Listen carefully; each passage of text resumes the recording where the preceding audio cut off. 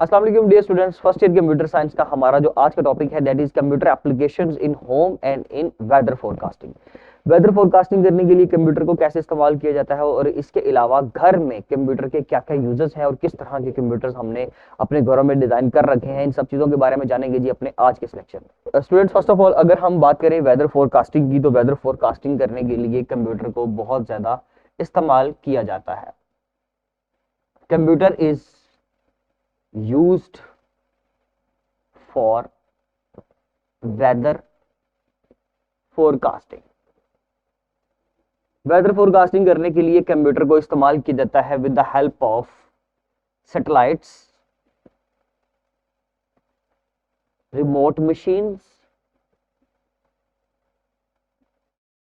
And different networks etcetera. ये जितने भी आप कह सकते हैं कि जी हमारे पास बहुत बड़ी बड़ी और ऊंची बिल्डिंग्स के ऊपर जो हमने मशीनरी इंस्टॉल की हुई है वेदर फोरकास्टिंग करने के लिए, वेदर यानी कि मौसम के हालात के बारे में जानने के लिए, वो सारा काम कंप्यूटर के जरिए से ही कंट्रोल किया जाता है।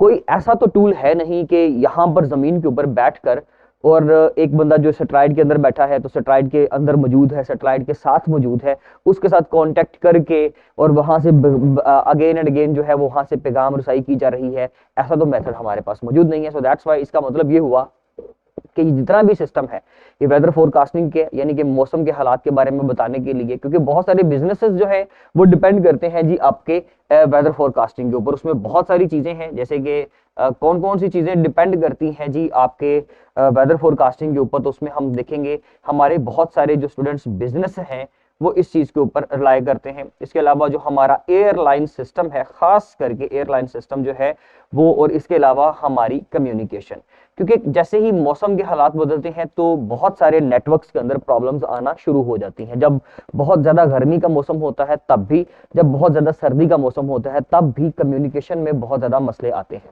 इसी तरह से जो एयरलाइन सिस्टम है, खास करके विंटर सीजन के अंदर क्या होता है कि फॉग और स्मोक की वजह से जो होता है बहुत सारी प्रॉब्लम्स आती हैं ट्रांसपोर्टेशन की वजह से। सो दैट्स वाई चाहे वो एयरलाइन सिस्टम हो, चाहे वो कोई शिपमेंट सिस्टम हो,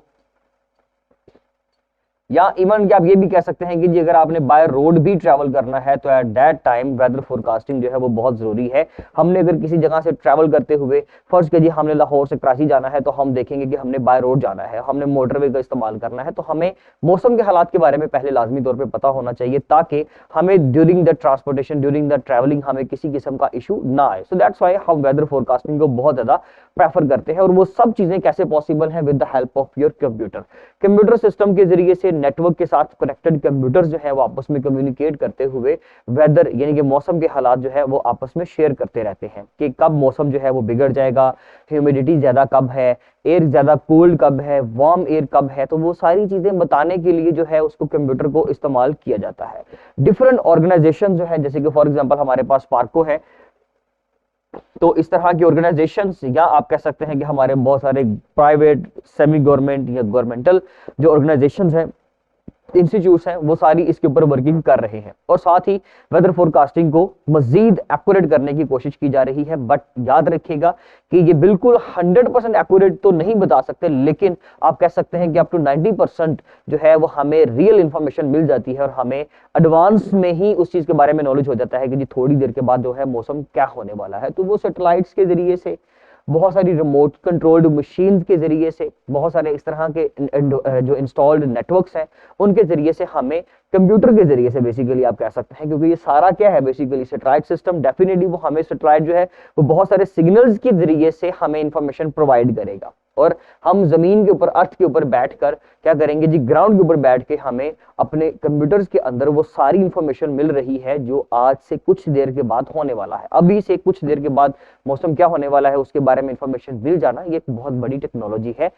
और ये किस तरह से पॉसिबल है? With the help of computer. इतनी आप कह सकते हैं कि एडवांस टेक्नोलॉजी, इतनी स्पीड के साथ काम करने वाले जो वर्किंग टूल्स हैं हमारे पास, वो सारे एक्यूरेटली वर्क कर रहे हैं with the help of your computer.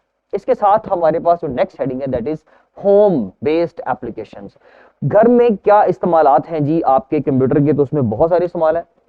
जैसे कि अगर हम इसकी बात करें होम बेस्ड की, तो सबसे ज्यादा तो आप कह सकते हैं कि जी एंटरटेनमेंट के लिए इस्तेमाल किया जाता है। खास करके कंप्यूटर को घर में और आप इसमें एग्जांपल ले लें, जैसे कि फर्स्ट के जी मूवीज देखने के लिए टेलीविजन, यानी कि आप कह सकते हैं। इसके अलावा गेम्स बच्चे खेलते हैं, गेम्स वगैरह प्ले करने के लिए कंप्यूटर को इस्तेमाल किया जाता है।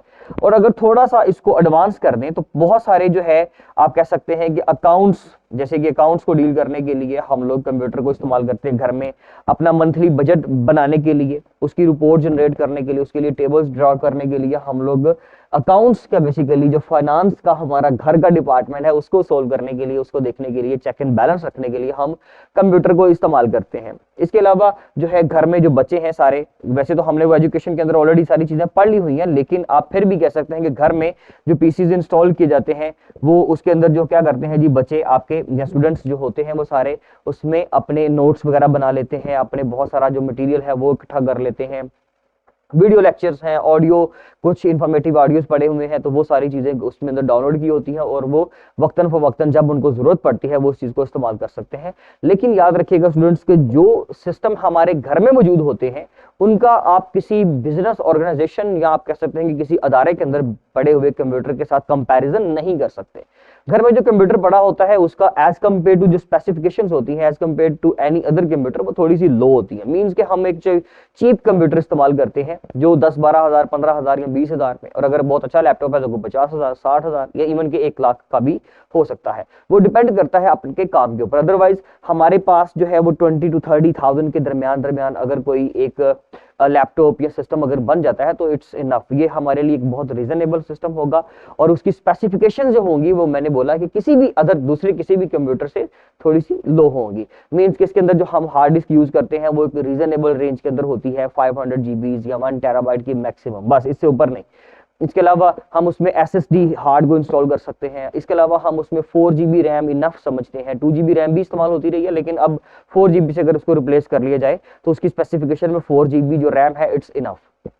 CD रोम, CD ड्राइव्स, ये सारी चीजें हम इस्तेमाल करते हैं, लेकिन विद लो स्पेसिफिकेशन, जिसमें को बहुत अच्छा और बहुत अच्छी क्वालिटी का मटेरियल, बहुत ज्यादा मेमोरी यूजेज जो है वो हमारा क्योंकि नहीं होता। सो दैट्स वाई हम एक नॉर्मल और एक वैलिड कंप्यूटर को इस्तेमाल करते हैं अपने घरों में, जिसमें उसकी एप्लीकेशन में मैंने आपको बताया कि लोग एंटरटेनमेंट के लिए, अपने अकाउंट्स को डील करने के लिए, और बच्चे जो है वो एजुकेशन को हैंडल करने के लिए, एजुकेशनल डिपार्टमेंट जो होता है उसके साथ डील करने के लिए घर में कंप्यूटर को इस्तेमाल करते हैं। लोग घर में बैठ कर ऑनलाइन लेक्चर जैसे कि आप लोग ले रहे हैं, तो ये सारा कैसे कैसे मतलब पॉसिबल है? Definitely with the help of your computer. Computer की ही टेक्नोलॉजी है, चाहे वो सेलुलर टेक्नोलॉजी हो, चाहे वो मोबाइल फोन है, चाहे वो लैपटॉप है, चाहे वो पीसीज है, तो ये सारा कुछ बेसिकली कंप्यूटर से ही निकला है। क्योंकि बेसिकली कंप्यूटर वर्ड जो मैंने आपको पहले भी बता चुका हूं कि कंप्यूटर का जो वर्ड है वो तो उसका तो मतलब है कैलकुलेशन, बट आज के दौर में, आज की जिंदगी में इसका जो मतलब है वो थोड़ा सा बदल चुका है।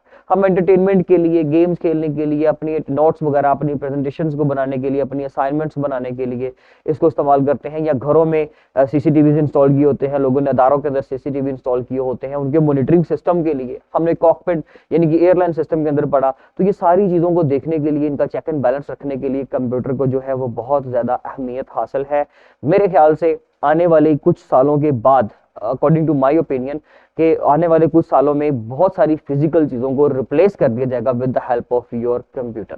कंप्यूटर के जरिए से उन टेक्नोलॉजीज को जो कि सदियों से चली आ रही हैं उनको रिप्लेस कर दिया जाएगा, फिजिकल वर्क को कम कर दिया जाएगा, जो कि किसी हद तक शायद एक ड्रॉबैक भी होगा ह्यूमैनिटी के लिए। बट अगर हम बात करें अपने सिलेबस की तो इसके अकॉर्डिंगली हमने जितनी भी एप्लीकेशंस पढ़ी हैं, कंप्यूटर के फायदे ज्यादा है, नुकसानात कम है। अगर हम इसको एक अच्छे तरीके से, बेहतरीन तरीके से इस्तेमाल करते हैं तो हमारे लिए फायदे ज्यादा है। हमने अपनी एफर्ट्स को, हमने अपनी हेडेक को बहुत ज्यादा कम कर लिया हुआ है with the help of this machine.